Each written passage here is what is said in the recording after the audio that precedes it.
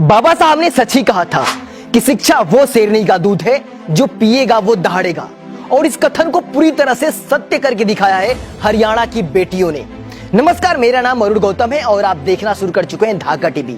आज की इस वीडियो में हम आपको एक ऐसे गांव की कहानी बताने जा रहे हैं जिस कहानी को जानने के बाद हर एक गांव को उस गांव से प्रेरणा लेनी चाहिए। जो लोग समाज में जाति, धर्म और लिंग के आधार पर भेदभाव करते हैं, उन लोगों को उस गांव से सीख लेनी चाहिए। आज हम आपको एक ऐसे गांव के बारे में बताने जा रहे हैं जिस गांव में संविधान लागू होने से पहले अगर कोई बेटी स्कूल चली जाए तो उसे धर्म के विरुद्ध माना जाता था। अगर कोई अपनी बेटी को पढ़ाना चाहे तो उसे भरी पंचायत में माफी मांगना पड़ता था। लड़कियों के पढ़ने पर इतनी पाबंदी थी कि अगर कोई बेटी पढ़ने की इच्छा भी जताए तो उसे भरे समाज में अपमानित किया जाता था। ये कहानी है हरियाणा के लुखी गांव की, जहां पर संविधान से पहले लड़कियों को पढ़ना बिल्कुल ही वर्जित था। अगर कोई लड़की पढ़ने की इच्छा भी जताती थी तो उसके माँ बाप को पंचायत में माफी मांगना पड़ता था। तभी उसी दौरान उस गांव में सोहनलाल यादव शहर से पढ़कर आते हैं और देखते हैं कि उनके गांव में हालत ऐसी है कि बेटियों को पढ़ाने पर पंचायत में माफी मांगना पड़ रहा है।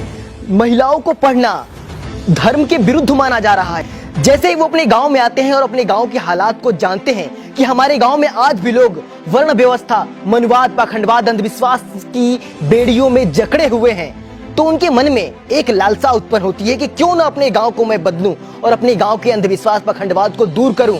और उन्होंने ये बीड़ा उठाया कि जिस गांव में महिलाओं को पढ़ना धर्म के विरुद्ध माना जाता है, इस गांव में मैं महिलाओं को पढ़ाकर उस ऊंचाई तक ले जाऊंगा कि दुनिया एक दिन नाम करेगी। और सोहनलाल यादव ने बिल्कुल ही ऐसा ही किया। जिस गांव में महिलाओं को पढ़ना, बेटियों को पढ़ना अशुभ माना जाता था, धर्म के विरुद्ध माना जाता था, उसी गांव में सोहनलाल यादव ने महिलाओं के लिए पहला स्कूल खोला। लेकिन दुर्भाग्य से सोहनलाल यादव ने जो स्कूल खोला था, 4 सालों तक कोई भी लड़की उस स्कूल में पढ़ने नहीं गई और सभी लोगों ने उनका मजाक उड़ाया। सोचिए, धैर्य और सहनशीलता किसे कहते हैं। सोहनलाल यादव ने 4 साल तक स्कूल खोलकर इंतजार किया कि कोई पढ़ने आए, लेकिन 4 सालों तक उस स्कूल में कोई पढ़ने नहीं गया। इसे कहते हैं धैर्य और सहनशीलता। उन्होंने 4 सालों तक इंतजार किया। बाद में उन्होंने अपने घर की ही लड़कियों को पढ़ाना शुरू किया और धीरे धीरे ये देखते देखते गांव का एक बहुत ही बड़ा जमावड़ा उस स्कूल में आकर शामिल हो गया।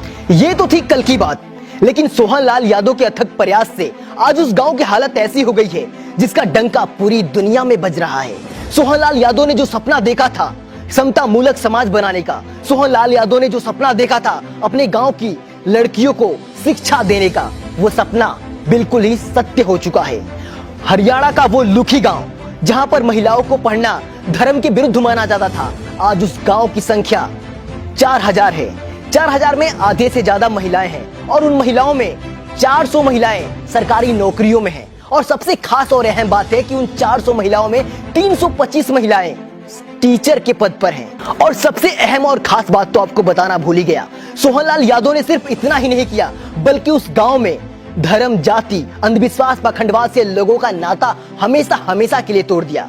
उस गांव में किसी भी देवी देवता का आपको मंदिर नहीं मिलेगा, क्योंकि उस गांव में किसी देवी देवता की पूजा नहीं होती है बल्कि शिक्षा की पूजा होती है। क्योंकि बाबा साहब ने कहा था कि शिक्षा उस शेरनी का दूध है जो पिएगा वो दहाड़ेगा।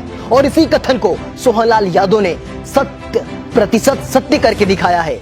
उस गांव में किसी भी देवी देवता का आज मंदिर नहीं है, वहां पे सिर्फ और सिर्फ शिक्षा की पूजा होती है। और यही कारण है कि हर साल जब भी हरियाणा राज्य में टीचर की वैकेंसी आती है तो उस गांव की 1-2 लड़कियां जरूर सिलेक्ट होती हैं। वैसे तो इस गांव की बहुत सारी विशेषताएं हैं, अगर मैं विशेषताएं गिनाने लगूं तो बहुत सारे वक्त लग जाएंगे। इस गाँव की एक खास विशेषता ये भी है कि इस गाँव में कोई भी कार्य पंडा पुजारी के अनुमति से नहीं होता है और ना ही इनके शामिल करके होता है, बल्कि इस गांव में अगर कोई कार्यक्रम होता है तो उस गांव का, उस घर का ही कोई व्यक्ति जो बुजुर्ग होता है उन्हें ही पंडित की उपाधि दी जाती है और वही पंडित वाला कार्य का सारे रस्मों और रिवाज पूरा करते हैं। ऐसी अनेकों विशेषताएं उस गाँव में छुपी हुई है जो हम एक छोटे से वीडियो के माध्यम से आपको नहीं बता सकते। और हाँ, सबसे विशेष विशेषता तो मैं आपको बताना ही भूल गया, दहेज प्रथा हमारे समाज की सबसे बड़ी कुरीतियां है, लेकिन इस गाँव में सोहनलाल यादव के जमाने से दहेज प्रथा को पूरी तरह से मिटा दिया गया है।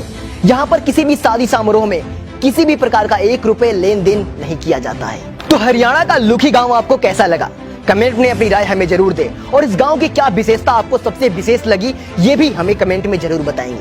मिलेंगे आपसे अगली वीडियो में, तब तक के लिए आपसे विदा लेते हैं। आप देख रहे थे ढाका टीवी और मैं था अरुण गौतम, हमारे साथ कैमरे पे है अचला।